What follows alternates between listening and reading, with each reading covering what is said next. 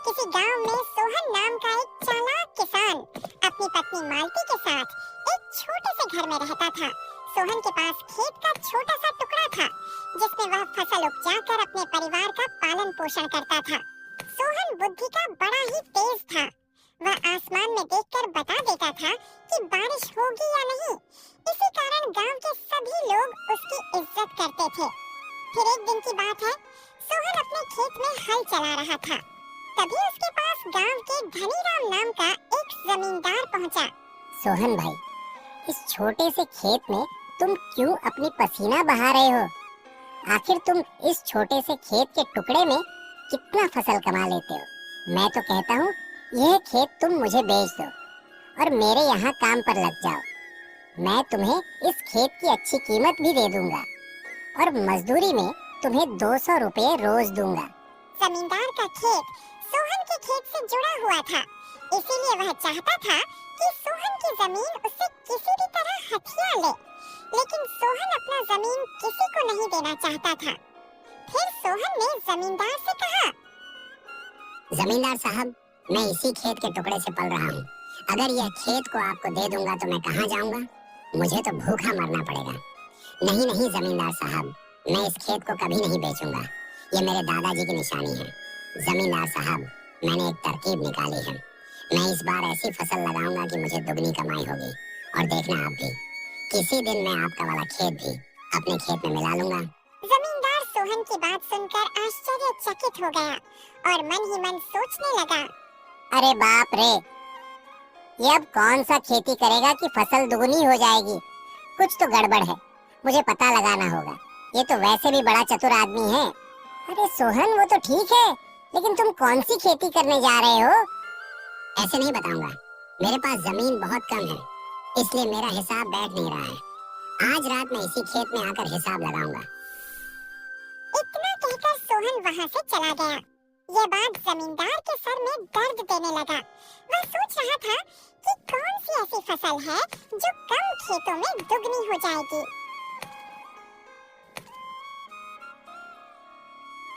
मुझे सोहन के घर जाकर पता लगाना होगा। मैं अभी उसके घर जाता हूँ। जमींदार सोहन के घर के लिए निकल गया।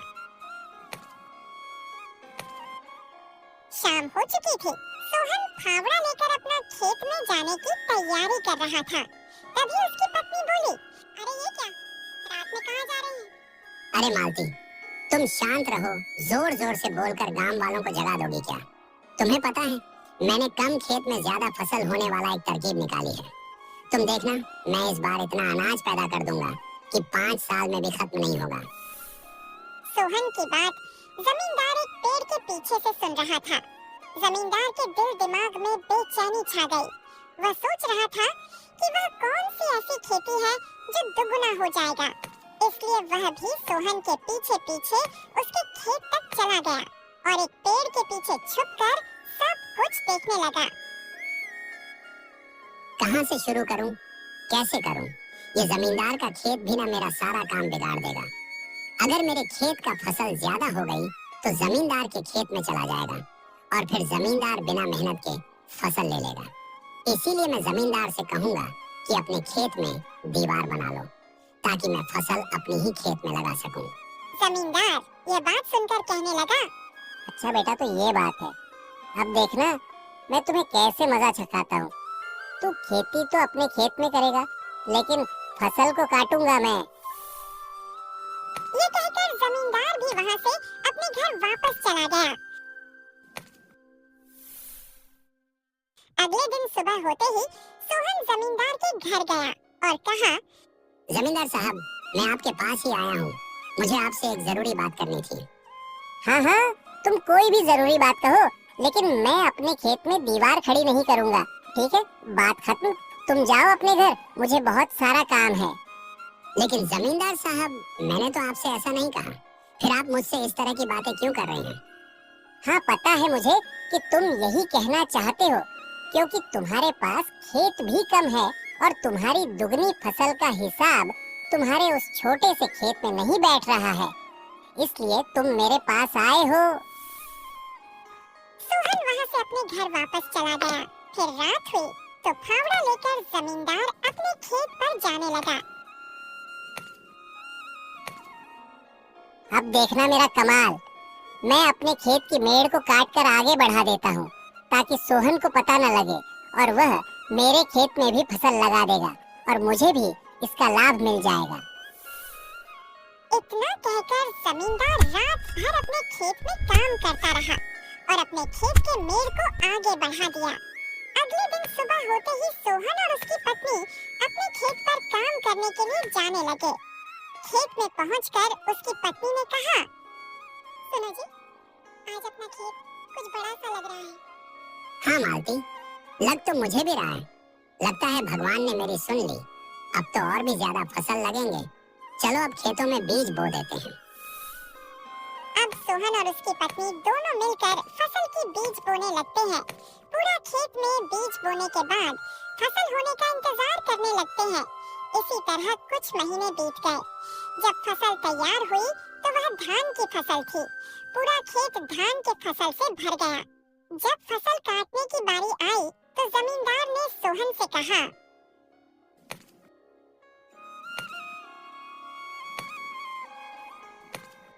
सोहन जरा रुको भाई, इतनी जल्दी क्या है? तुम्हें पता है जिस खेत में तुम फसल लगा रहे हो वह खेत की बरी हुई जगह मेरी है। क्या बात करते हैं जमींदार साहब, मैंने तो आपसे जगह नहीं मांगी थी, फिर आपने अपने खेत के मेड़ को काट कर जगह बढ़ा क्यों दिया? सोहन, मुझे वो सब नहीं मालूम, लेकिन यह बरी हुई जगह मेरी है। मैंने ही खेत की मेड़ को आगे बढ़ा दिया था ताकि तुम्हारी फसल की जड़ मेरे खेत में आ जाए और मुझे भी इसका लाभ मिल सके। अच्छा, तो ये बात है, लेकिन जमींदार साहब मैंने भी यही तरकीब लगाई थी, क्योंकि मेरे पास खेत कम था और कम खेतों में दुगनी फसल कैसे संभव होगी। लेकिन आपने तो मेरी मन की बात सुन ली और कर भी दिया। जमींदार साहब, ना मैंने आपको खेत बढ़ाने को कहा, ना आपके पास आया, तो आपने अपने खेत के मेड़ को आगे बढ़ाया क्यों? इसलिए आपको इस फसल पर कोई हक नहीं है। जहाँ तक मेड़ है वहाँ तक आपका खेत, बाकी मेरी। समझ गए जमींदार साहब? सोहन की बात सुनकर जमींदार आश्चर्य से चकित हो गया और सोहन के दिमाग को मान गया। लेकिन फिर भी जमींदार हार मानने वाला नहीं था। वह इस बात का बदला लेने के लिए इंतजार करने लगा। फिर एक समय की बात है, सोहन बीमार पड़ गया और गेहूं की फसल की बुआई होने लगी। समय निकला जा रहा था। जमींदार उसकी हंसी उड़ाने के लिए उसके घर गया। क्यों सोहन, देखा बेईमानी का नतीजा, पड़ गए न बीमार। अब तुम्हारा खेत को कौन जोतेगा? गेहूं की बुवाई का समय निकला जा रहा है, अभी तक तो तुम्हारा खेत में हल भी नहीं चला। अब देखना तुम भूखे मरोगे। मालिक, मैं क्यों भूखा मरूंगा? मेरे बाबू का खेत है ना, वह मुझे कभी भी भूखा नहीं मरने देगा। ऐसा वरदान है उस खेत में। कैसा वरदान सोहन? मैं क्यों बताऊं आपको, आप जाओ यहाँ से। सोहन की आश्चर्यजनक बात सुनकर एक बार फिर जमींदार के सिर में दर्द हो गया। जमींदार सोहन के घर से गया तो, लेकिन बाहर जाकर वह एक पेड़ के पीछे छुप गया और शाम होने का इंतजार करने लगा। जब शाम हुई तो दोनों पति पत्नी आपस में बातें करने लगे।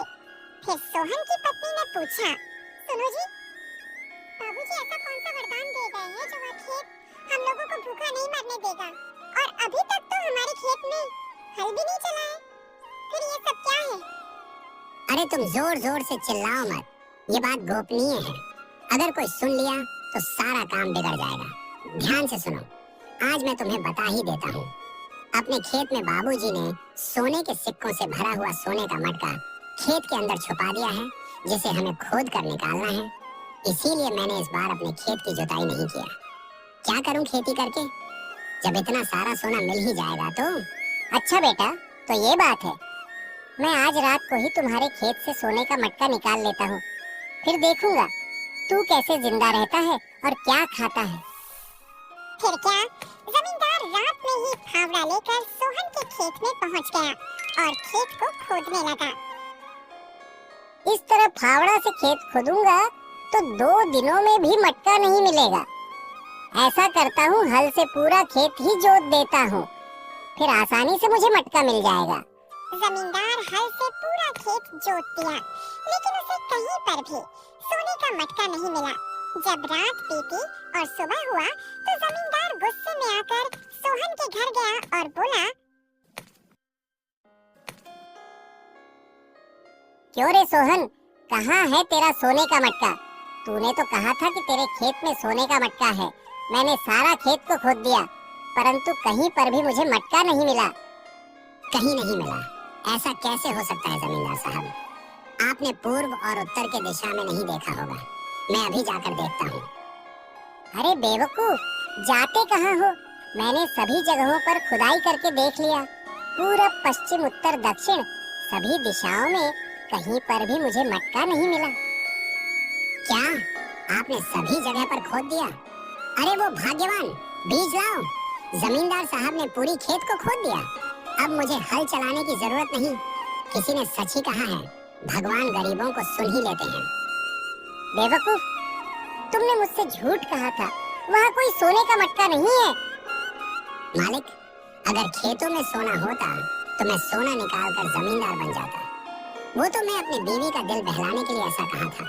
लेकिन जमींदार साहब, एक बात मुझे समझ में नहीं आ रही है। ये बात आपको किसने बताई? मुझे कौन बताएगा? मैं क्या तुम्हारे घर पर थोड़ी था जो मुझे पता चल जाएगा। वो तो मुझे सपना में आया था, इसलिए मैं तुम्हारे खेत में सोने का मटका ढूंढने गया था। अच्छा, तो ये बात है। बेचारा जमींदार बेवकूफ बनकर वहाँ से चला गया। इस तरह सोहन ने अपनी बुद्धि से खेत को बड़ा भी कर लिया और उस जमींदार से अपने खेत में हल भी चलवाया।